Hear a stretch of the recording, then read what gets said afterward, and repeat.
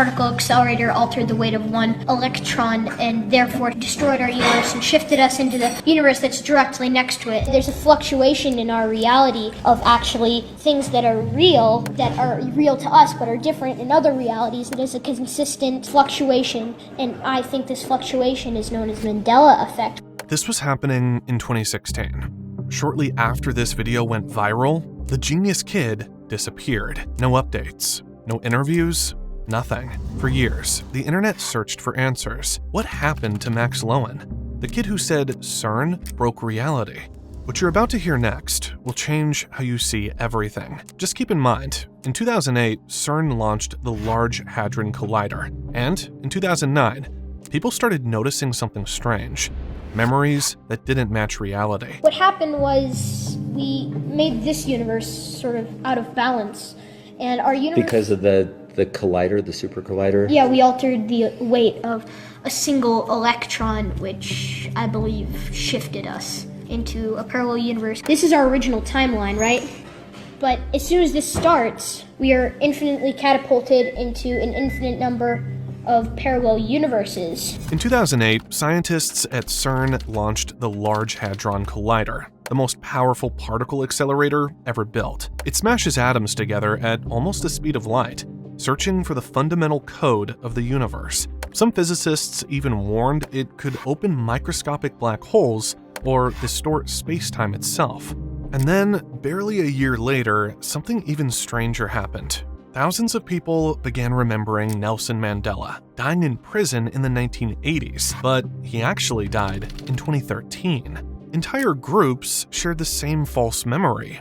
Soon after, a large segment of the population started noticing the same thing. Logos, movie lines, and even historical events remembered differently than they actually were. Guys, every time I work on a video like this, I get chills. The next part might break your sense of reality, but before we get there, let me tell you something that might change your future. We all know that AI is reshaping the job market rapidly. Nearly half of workers worldwide fear unemployment due to AI and technology. Customer service, marketing, software, finance, no industry is untouched. But the real issue is that people are still living in a bubble. They still think they won't get affected until it hits them like a truck. But I want you to make a smart choice this Black Friday. While most people are spending on things that lose value, the smart ones are investing in learning what's shaping the future, which is why I have teamed up with Outskill to bring you a 2-day live AI Mastermind training, which has so far been attended by 10 million plus people globally. They are hosting a 2-day live AI Mastermind workshop this Saturday and Sunday from 10 a.m. to 7 p.m. Eastern Time. Now, usually this is a paid training worth $395, but Outskill is running their big Black Friday sale and offering all of my viewers a free seat in the training. I highly recommend you attend this workshop because not only do you get AI certified, but we'll also learn how to build AI-powered workflows, use AI tools, and eventually launch businesses generating close to $5,000 in weekly revenue. It is rated 4.9 out of 5 on Trustpilot, and you get trained by expert mentors from companies like Microsoft, OpenAI, NVIDIA, Google, and more. People who have built and shaped the current AI landscape. In just 16 hours, you will learn 10+ AI-powered tools, master AI in Excel, Sheets, and presentations, start building your own AI agents and workflows, and even join a community of AI builders inside their seamless learning dashboard to meet like-minded people and collaborate with them lifelong. But wait,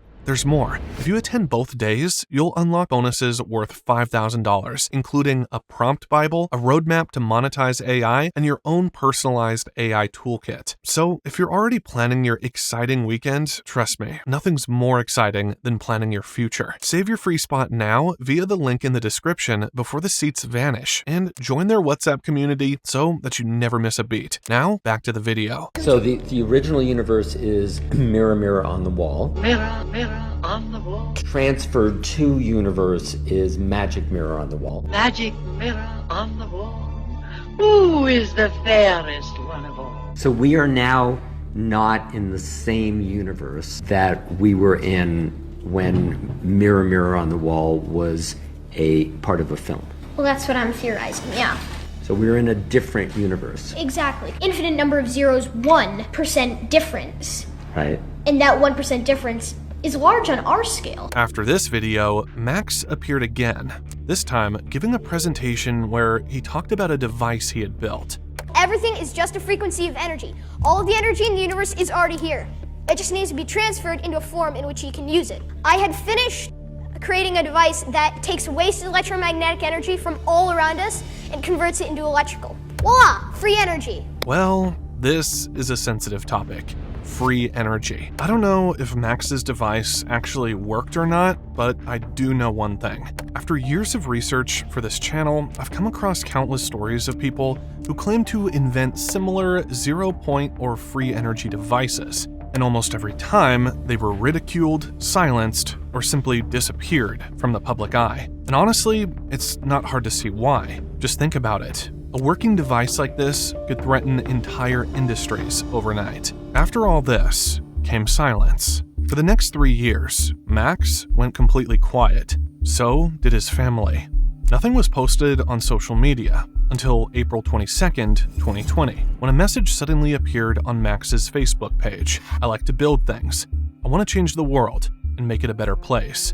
I also hope to inspire. I searched all over the internet, and Max is alive. Thank God. But even so, that long silence is hard to ignore. Maybe he said something that wasn't supposed to be public. Let's take a closer look at what he actually said in that video, because it's surprisingly interesting. Universes and infinite parallel universes constantly being created is literally flow of reality and time as we know it. So, technically, there's a universe in which God can exist, right? So, like, as your book suggests, God is everything because of E equals MC squared. Literally, God is within and can be everything. What Max was describing here sounds complex, but in simple terms, he believed reality is not fixed. Instead, new versions of the universe are created every second, branching out from every possible event or decision. It's similar to what David Deutsch, a leading quantum physicist from Oxford, has argued for decades, that quantum mechanics naturally leads to the idea of parallel universes, all existing side by side. In one universe, you're watching this video. In another, maybe you click something else. Max takes that same idea and pushes it even further, suggesting that these universes are not just possible, but constantly being born as time flows forward. In his view, each vibration, each particle movement spins off an entirely new timeline. As every electron spins, we are infinitely catapulted into an infinite number of parallel universes. And somewhere infinity down the line, here's our universe, right? And then we're constantly shifting into alternate universes as we speak. In other words, reality isn't a single movie playing from start to finish. It's millions of versions of the same movie, all happening at once. This isn't far from ideas explored by Michael Talbot, author of The Holographic Universe, who suggested that our reality could be a projection, where every piece contains the whole and infinite variations can exist simultaneously. Max also touches on the paradox of infinity, saying that even infinity can have levels. That's actually a real concept in mathematics, known as Aleph Null, used by Georg Cantor to describe different sizes of infinity. It might sound abstract, but what Max was trying to express is that our universe might be infinite, yet still exist inside a larger infinite structure. Imagine it like this, right? There's one line, and then a fraction closer, and a fraction smaller is the next line. And then a fraction closer and a fraction smaller is the next line, so on, so on, so on. Till eventually we get this sort of thing. It's a little bit like this. Now, that's infinity in a confined space because there's nothing here or here, because this is still there. But what happens when you add a line here? Now, that is actually still infinity, because it's still in the same place, but it's not in a confined space, you may say.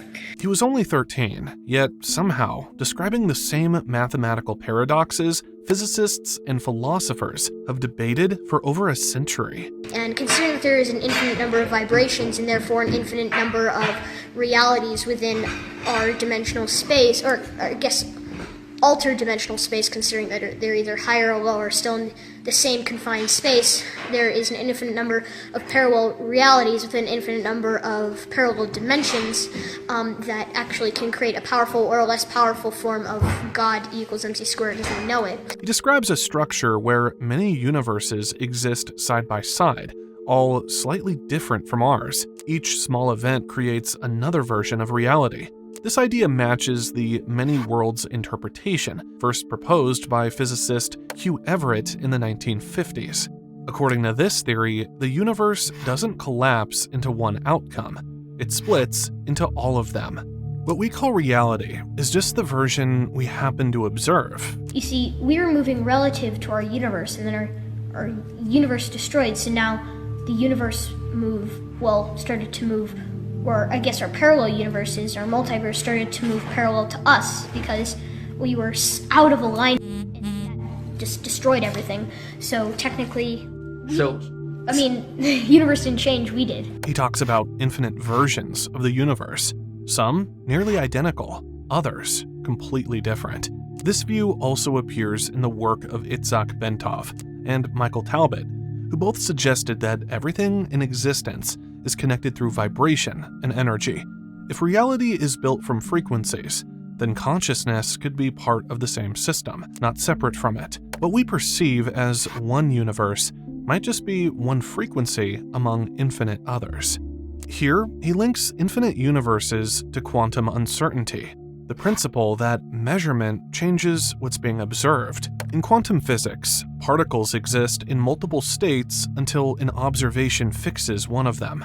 On a larger scale, that could mean reality itself forms as it's observed. The concept is difficult, but the logic is simple. If every possible outcome happens somewhere, then small differences between realities are not mistakes. They're how existence naturally works. This leads us to Itzhak Bentov, a researcher who tried to connect consciousness and physics. We don't see light which is beyond UV and beyond infrared. We hear only a limited scale of vibrations. All our senses are limited. So, with these limited senses, we naturally are seeing through a very narrow kind of tube or very narrow slit in the total reality there is. Bentov explained that as the human nervous system evolves, that narrow slit of perception slowly opens, revealing more of the total reality that already exists around us. But some people experience that opening suddenly. Well, I suggest that you find them in mental hospitals, in nut houses. And the reason for that is that these people, they live in a different reality, in a reality which is very changed, so naturally they can't function very well. So the only safe place, only good place for them would be the mental hospital. He said that some of the individuals we call mentally ill might simply perceive more of reality than the rest of us. Their senses have expanded faster than their minds can integrate. When that happens, society calls it schizophrenia. Bentov called it a premature step in evolution. We can take an example, say a family sitting at dinner table, say there's a kid, maybe 15 years old, 16 years old. He looks up and suddenly he says to his mother, "Hey, Ma, look at there's our dead grandmother is standing in the corner." Mother looks around and says, "No." And she says, "Well, kiddo, there's something wrong with you. You need help. You're crazy." So you're crazy. So she takes him off to the friendly neighborhood psychiatrist. Psychiatrist says, "Oh, young fella, you're in troubles." And then he writes out a little prescription for a little Thorazine or electroshock or whatever. And pretty soon, in a matter of 2 weeks, kid is back in shape, very normal. And what you would say is that there's a good chance that that kid is seen. Very good chance that the kid has a spontaneous opening of his senses. So that the evolution has been rushed up or hurried up? Yeah. For him, these spontaneous openings were not delusions. They were glimpses into layers of existence beyond ordinary human awareness. And strangely, this connects to another thinker who explored similar ideas, not through science, but through imagination. In 1977, writer Philip K. Dick stood before an audience in Metz, France, and made a claim that sounded unbelievable, that our reality had been rewritten. A change had been made, but not in our present, had been made in our past, a variable was changed, reprogrammed as it were, and that because of this, an alternative world branched off, became actualized instead of the prior one. He described a kind of sideways shift in time, a lateral change, where the past itself is altered, and people continue living in the new version without realizing it. We are living in a computer-programmed reality, and the only clue we have to it is when some variable is changed and some alteration in our reality occurs. At the time, no one knew what he meant. But today, his words sound like an early description of what people call the Mandela effect. Let me present you with a metaphor. Let us say that there exists this very rich patron of the arts. Every day on the wall of his living room above his fireplace, his servants hang a new picture. Each day a different masterpiece, day after day, month after month. Each day the used one is removed and replaced by a different and new one. I shall call this process change along the linear axis. But now let us suppose the servants temporarily running out of new replacement pictures. What shall they do in the meantime? They can't just leave the present one hanging. Their employer has decreed that perpetual replacement, that is to say, changing the pictures, is to take place. So they neither allow the current one to remain, nor do they replace it with a new one. Instead, they do a very clever thing. When their employer is not looking, the servants cunningly alter the picture already on the wall. They paint out a tree here, they paint in a little girl there, they add this, they obliterate that, they make the same painting different, and in a sense new, but as I'm sure you can see, not new in the sense of replacing it. The employer enters his living room after dinner, seats himself facing the fireplace, and contemplates what should be, according to his expectations, the new picture. What does he see? It certainly isn't what he saw previously. But also, it isn't somehow. I seem to remember a tree, though, and there is no tree. It's strange how this always seems to happen. Someone talks about parallel realities, about time being rewritten, about the universe not being what it seems, and then suddenly, they vanish. Some die young, some disappear completely. Others just fade from the internet as if they never existed. Maybe it's coincidence, maybe it's something else, but it makes you wonder, what if they were right all along? What if reality really does shift? And the only reason we don't notice is because we're already living in the new version.